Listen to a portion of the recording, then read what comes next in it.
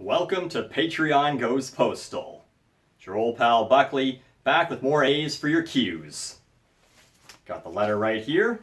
So, let's look at some more questions from you, the people who give me money to answer your questions. Chantal asks, if you ever had a kid, boy or girl, doesn't matter, would you have a filter around them, or would you stay the same? It sounds like a serious question, which we don't want any of here. But I'm honestly curious how much you would say around a kid. Honestly, I think it would be hilarious if you had a kid that ended up like you because you didn't filter yourself. Then again, it wouldn't be mine, so of course I'd find it funny. Well, Chantal, you might find this interesting, is that my parents almost never swore around me. And in fact, I think maybe I've heard my dad say the word fuck once in his entire life. He doesn't really swear that often.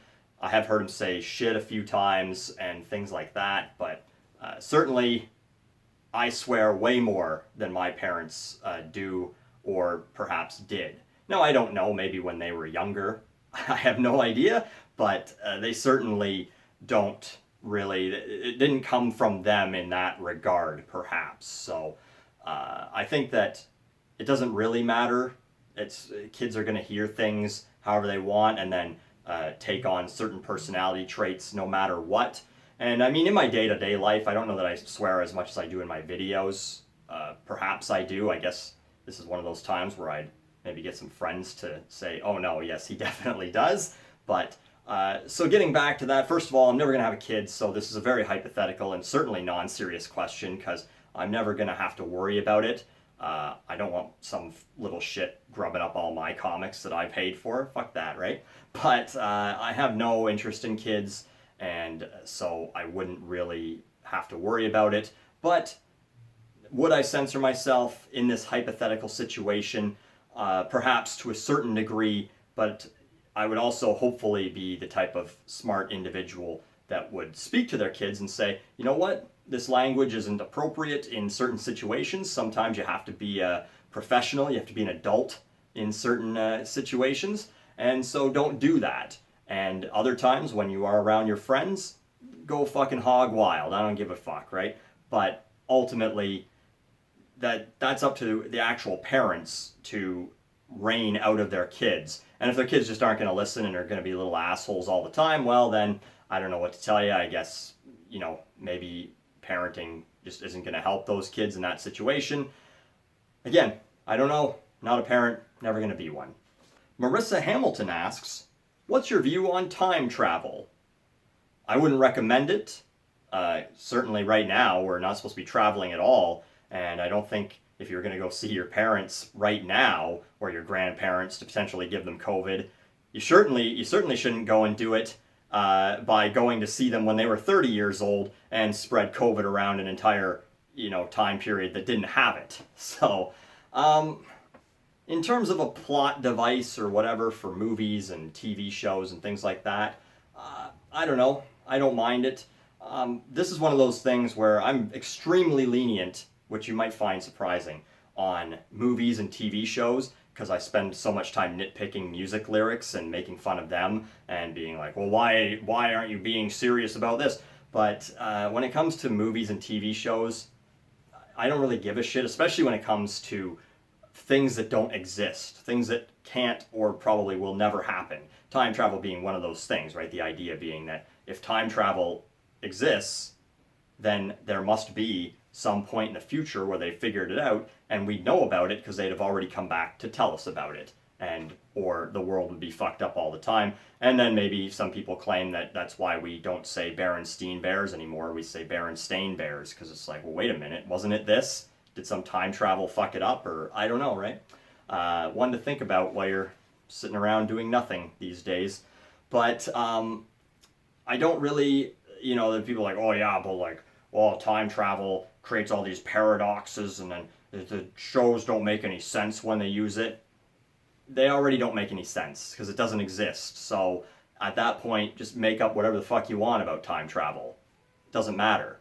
So, but I'm fine. I like Back to the Future and other movies. I really enjoyed Futurama's various takes on time travel. The one where the world, or sorry, time is cyclical, and so as long as they just keep going forward, then they'll be able to go back to their own time period as long as they don't miss it.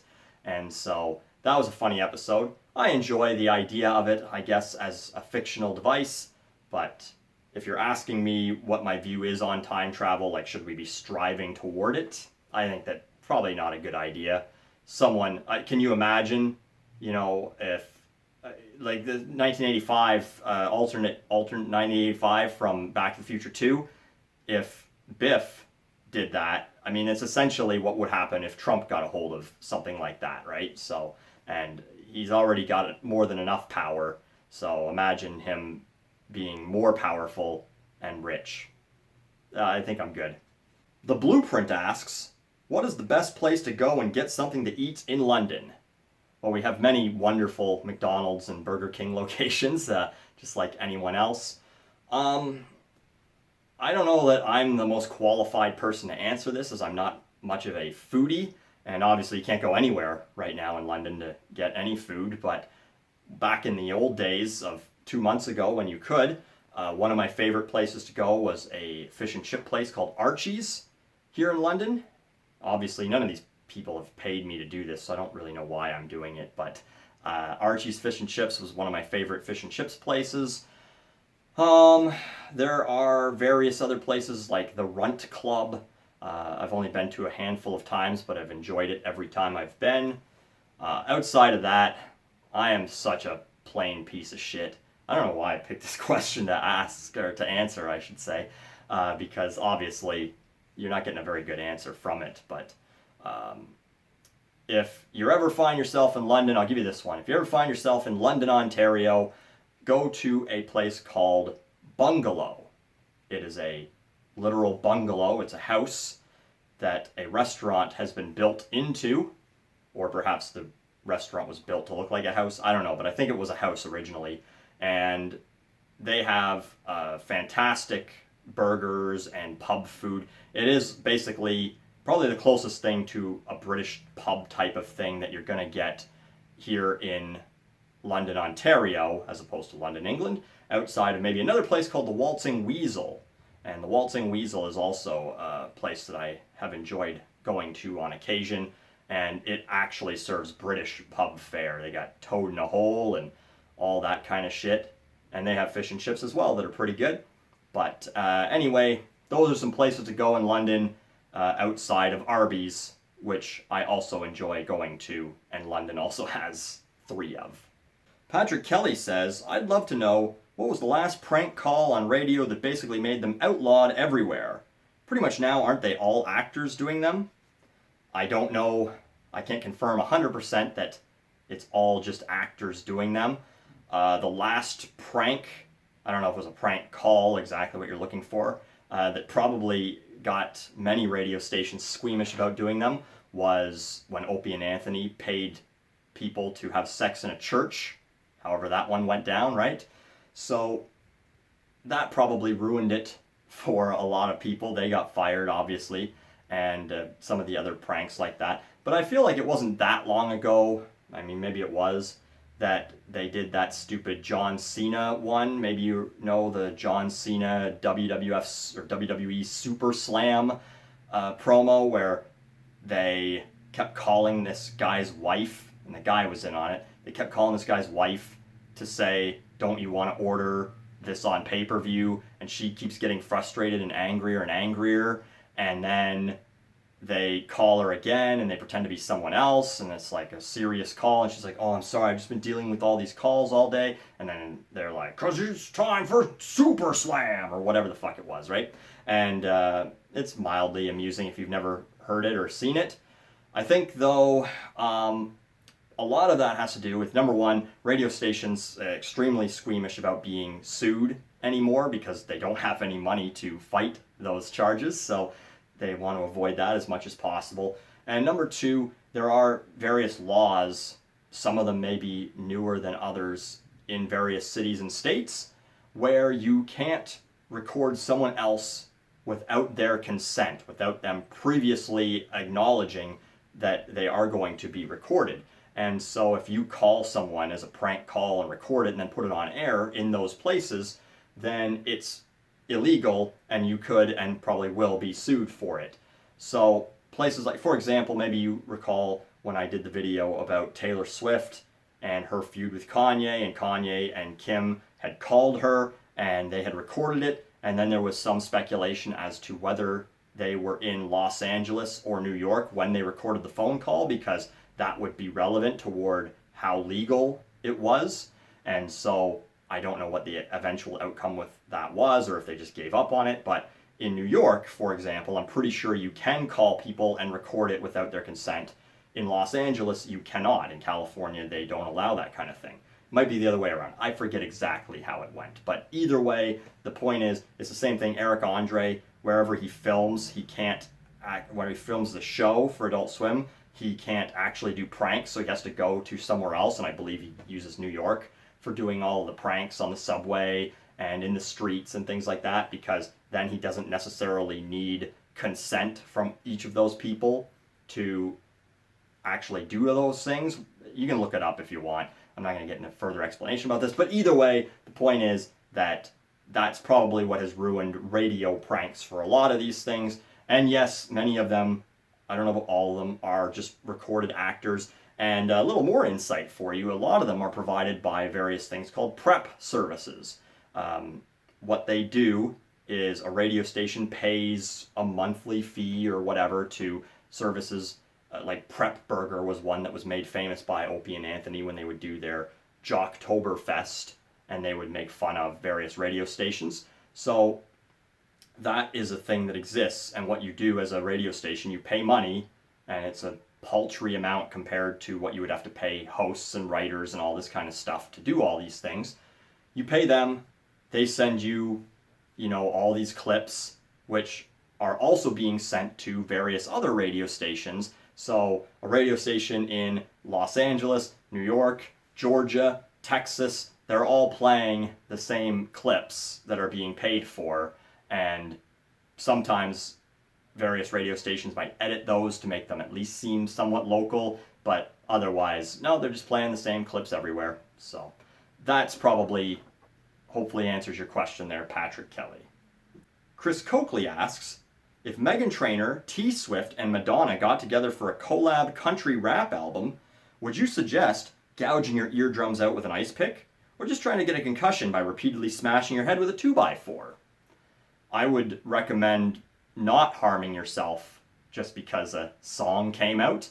I know this hyperbole on the internet is humorous, and I don't know what my answer is supposed to be to this, Chris, but ultimately I would just probably make fun of it in a musical autopsy or add it to my worst songs of the year instead of stabbing myself. Because why would I want to harm myself once by listening to it and then harm myself again physically by stabbing myself or smashing myself in the head? And as you know, I boxed, so some of you may know I boxed, so I don't have a whole lot of extra brain cells left to be smashing my head with various blunt objects, so I would probably just make fun of the song for your amusement and leave it at that. Erica Foster says, do you think someday some bad decision you made long ago will result in a child showing up on your doorstep calling you father? If it does, I will be going straight to Maury because there's absolutely no way that that kid is mine. Without getting into super details about this, I was not cool as a young man. So when you say some bad decision I made long ago, not a lot of bad decisions made by your old pal Buckley long ago, because I wasn't very good at making bad decisions. So we'll just leave her at that. And there's no possible chance that someone's coming with a kid that's mine anytime soon. And if they do, they are absolute liars. And I'll be glad to take the paternity test and go on Maury. And is Maury even still a thing? I don't even know anymore if that's a real show anymore. Like, I'm going to start referencing fucking Geraldo as well or something. But anyway, Erica, I'm not worried too much about it.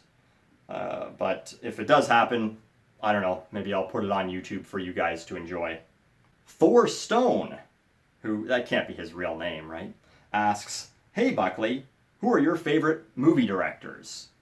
This is a real white boy answer, but obviously Quentin Tarantino, one of my favorites. I don't think there's ever really been a movie of his I didn't enjoy to some degree. Death Proof, probably my least favorite of his works, but really enjoyed Once Upon a Time in Hollywood. And I would still probably say that Reservoir Dogs is my favorite Quentin Tarantino movie. Just start to finish, it works really well. I know that he basically stole the whole plot from City on Fire, I think it's called, Hong Kong movie starring Chow Yun-fat. But anyway, the point is that it's a very enjoyable movie, very compact, does what it needs to do, and over the years, just like everyone does, who now starts making, say, 25-minute fucking Q&A videos, gets a little bit bloated and a little bit full of themselves, and you start getting movies like Once Upon a Time in Hollywood that's like 3 hours long when it doesn't probably need to be. Or you look at a movie like Inglourious Bastards, which is a good movie, but again, there's probably some parts you could shave off of it. Inglourious Bastard, or not Inglourious Bastards, Hateful Eight. That's what I meant to say as well. Hateful Eight, again, gets a little bit long, and then he made like an extended edition for the American Netflix. But anyway, I think that ultimately that happens, and Reservoir Dogs is just a perfect hour and a half, piece of work. Other favorite directors, the South Korean director Chan-wook Park, or Park Chan-wook, depending on what you prefer. He made the movie Old Boy, and I would say same deal. I really prefer Sympathy for Mr. Vengeance, which is his first movie, and it's probably, although Old Boy is a fantastic movie, don't get me wrong, I think that Sympathy for Mr. Vengeance just has a little bit of an extra edge to it that I enjoy more. But anyway, a fantastic director as well. He's done some other great movies and some other really weird ones. If you're looking for something more bizarre by him, see if you can find a movie called I'm a Cyborg and That's Okay, which is about a girl who ends up in a mental institution because she believes that she is a cyborg and that she needs to sustain her life by licking batteries. So, very interesting, really weird movie.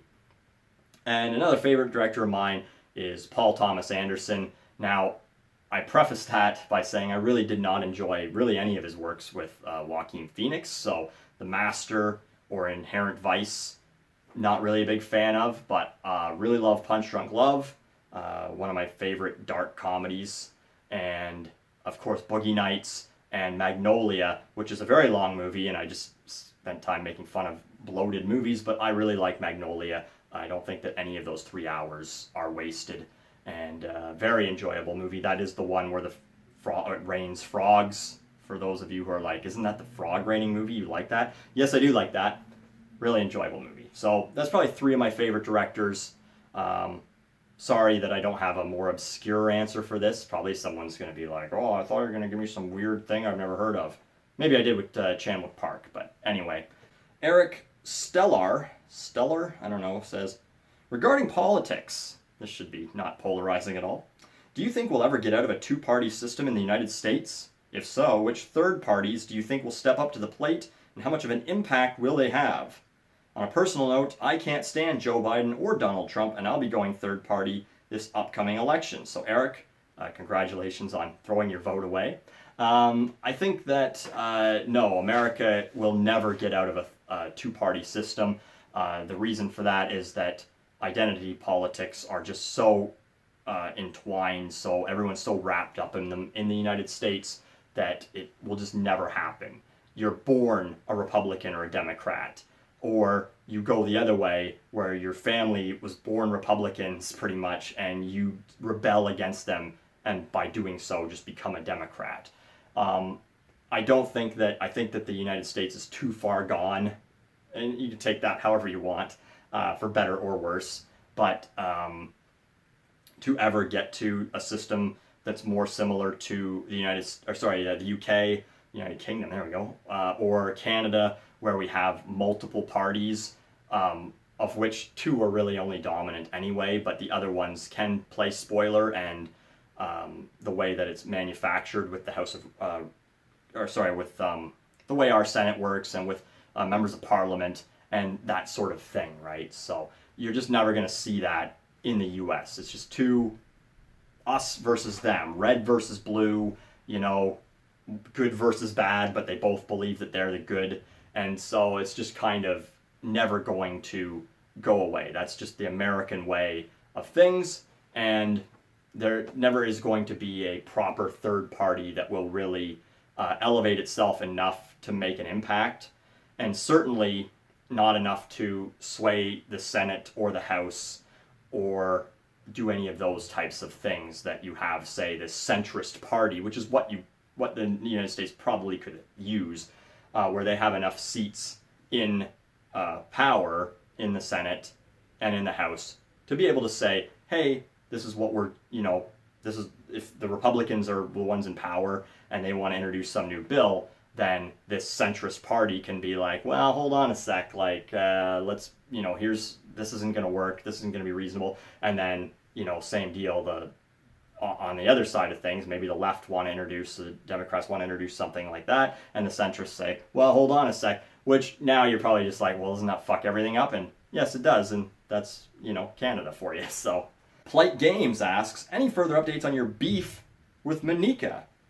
Monika and I never really had a beef.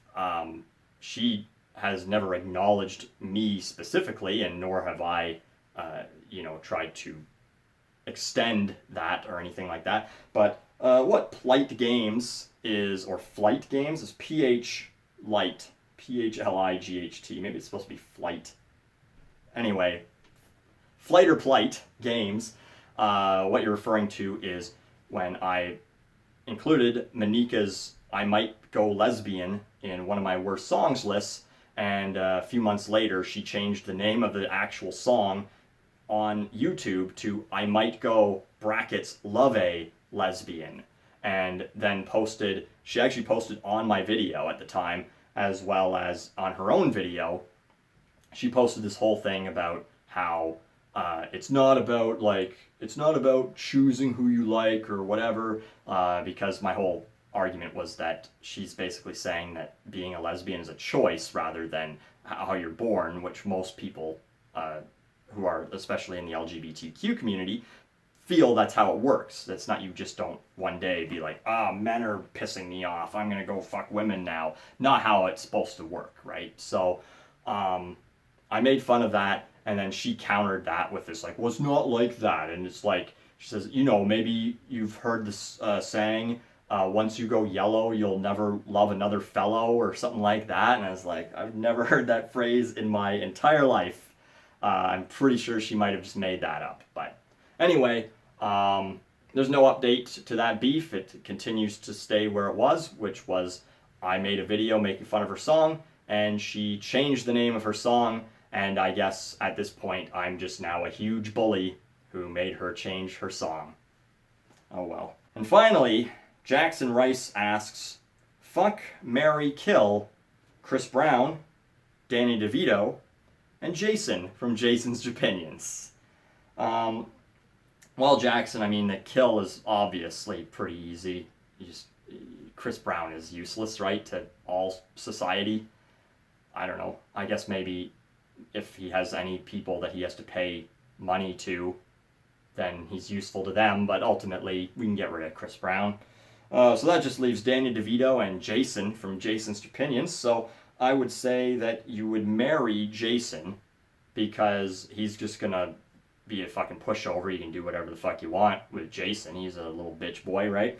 And you can fuck Danny DeVito for his money. So I would suggest doing it that way. And of course, Jason's not going to say anything about that, so that would be how you would go about doing that.